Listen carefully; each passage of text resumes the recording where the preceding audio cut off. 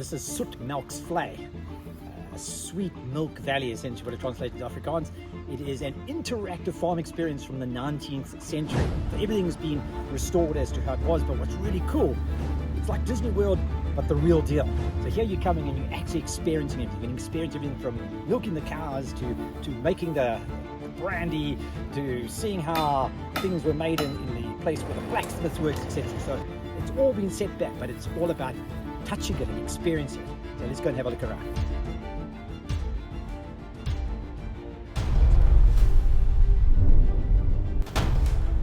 Well, this is how the experience begins. It is like being in a game reserve. You get to go in your own game vehicle, and the game vehicle is going to take us to this secret place and explore the secret farm from hundreds of years ago and how life was back then. So this is the main manor house. So this is where the main people lived, and wow, what a stunning spot it is. So we're in the manor house, which is like this old house that people used to live in many, many years ago, and having a look around. It's so weird, like surreal, coming back in time and seeing how people used to live. I don't know how happy they looked, but there they are, walking through all these rooms, and it's just astounding. I mean, the ceilings are so high, and there's beautiful Oregon pine floors. And there's even a bone for Fluffy the dog. Everyone gets their little snack. Maybe the bone came from that fellow up there. So this is the bedrooms in the fancy house. Looks like some kids' room. It's got all their little kid drawings and dolls. The house would have been where, I don't know, some of the servants would have stayed, but oh, what a spot. And you would have your veggie garden close by.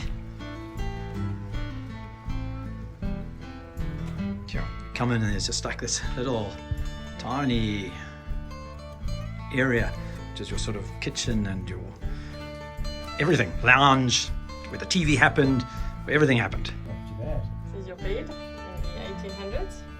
Very comfy. Bedroom. By testing it out. Warm with the wool. And the other room off our central lounge kitchen area, nice 2-bedroom cottage. Just open the door, and you've got the main bedroom. Absolutely beautiful. Nice little bed. These beds are made with like a hay inside of the mattress. Pretty comfy. Pillow. Hopefully there's not hay in there. Otherwise you make hay fever. Yeah, I mean everything you need in a little room. Great views outside. And built-in air conditioning.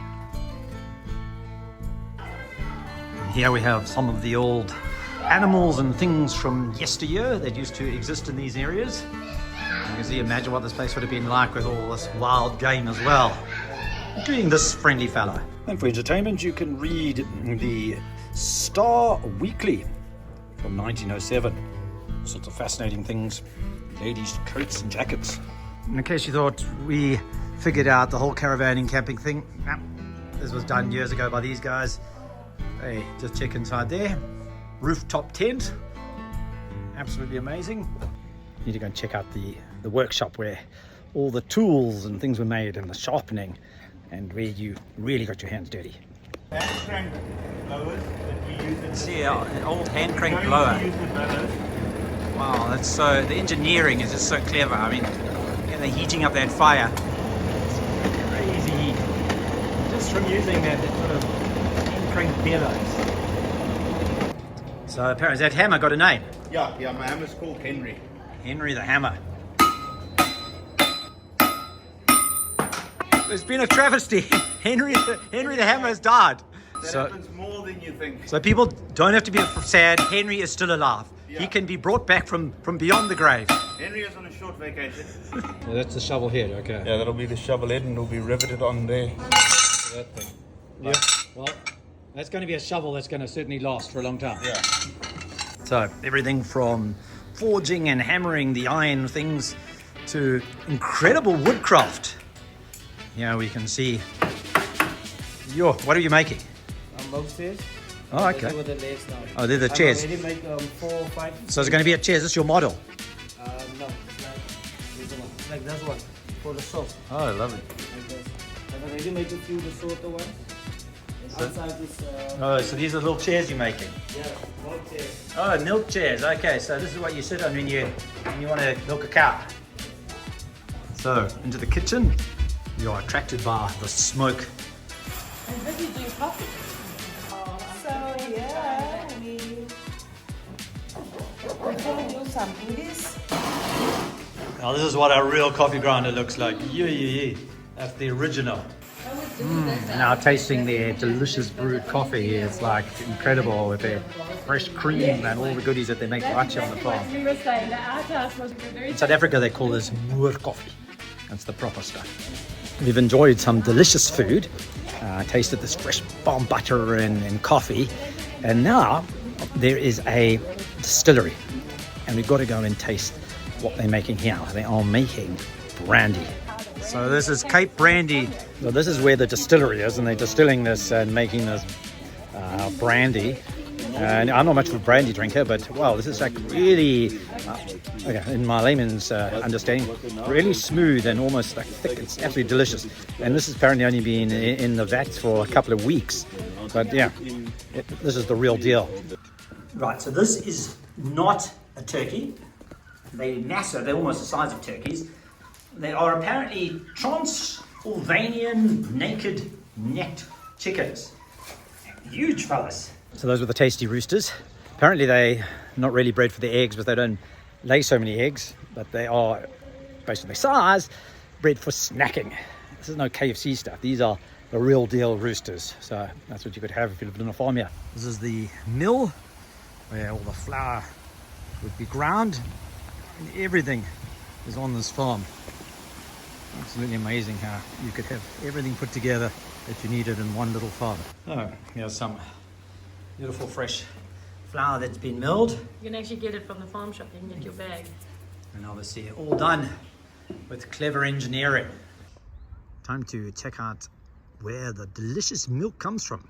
Being the farmer I am, if I tried to milk that fella, I think he would have been particularly unhappy and something unexpected would have happened, because it turns out he's the bull.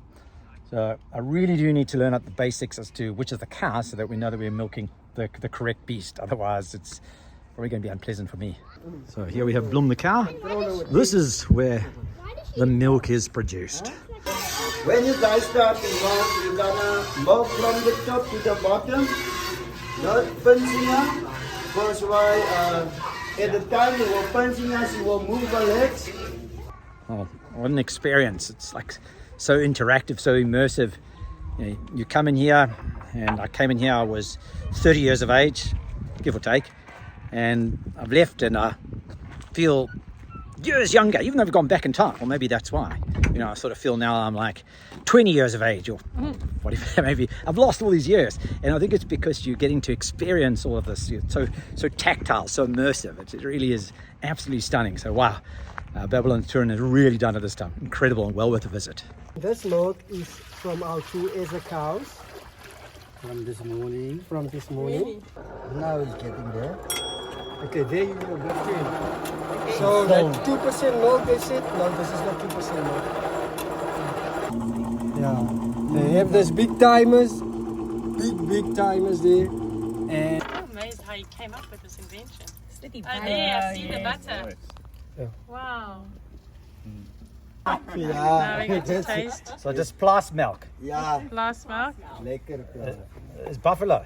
Like I say, the Asian koeien, Asia. Asia, okay. Yeah, we have 2 of them, so we do it Oh. every day. And then if you're hungry, you finally make your way into the restaurant area where you can eat traditional food from back in the day.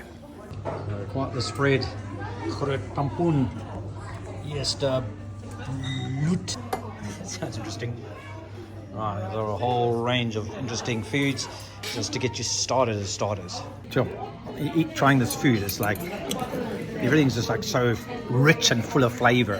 It's like, I don't know what it is. Maybe it's the fresh farm air, or it's just the beautiful cheese that's made right here, etc. It's just like, it's good. It's really good. And maybe it's a bit of that brandy also helping. Now for some of the hot stuff. This is waterblommetjie, water flowers, with a lovely brown rice. This thing here is called smoor, which is really like a tomato onion mix, and some sweet potatoes, and oh, baie lekker. So, I'd say that this is the way to live. Your pub, your bedroom, what more did you want in life? So simple. But there's something about it. I don't want to do the pub. You know, walking around this place and seeing all the stuff and touching it, it was an activated life. You were so in touch, your senses. You are the blacksmith, or you're the carpenter, or you were in the baking in the kitchen. You were working. You were touching things. You know, and I've always had this concept, and wrote a book about this called Touch Life. But that's where living happens. You know, in the sweating, in the cold, in the sun, in the wind, in your hands in the garden. And research is now showing that, you know, one of the indicators of people who are going to live the longest are people who just do gardening. And that's what you'd be doing here all the time. You'd be doing all these things that were tactile, that were activated, that were activating your senses. And it's not just about mental condition. These things are actually things that keep us alive. And we've lost so much of them in our digital world, where we all sit at separate tables for dinner. We eat separate meals. We're sitting in our bedrooms and all over the place for our entertainment. We're just not connected. And there was something real and authentic about these things. And these are the things that we need to be reminded of and get back to touching life and experiencing it. Africa unexpected. There's always something unexpected. And to me, this was unexpected. It's a wine farm. Wow, it just blows your mind what you can experience. So there's always something that is just much more than you expect, and Babylonstoren has delivered yet again with something that is so almost surreal, to be transported back in time and to experience what life would have been like, and so you feel so invigorated and so activated. Wow, absolutely amazing.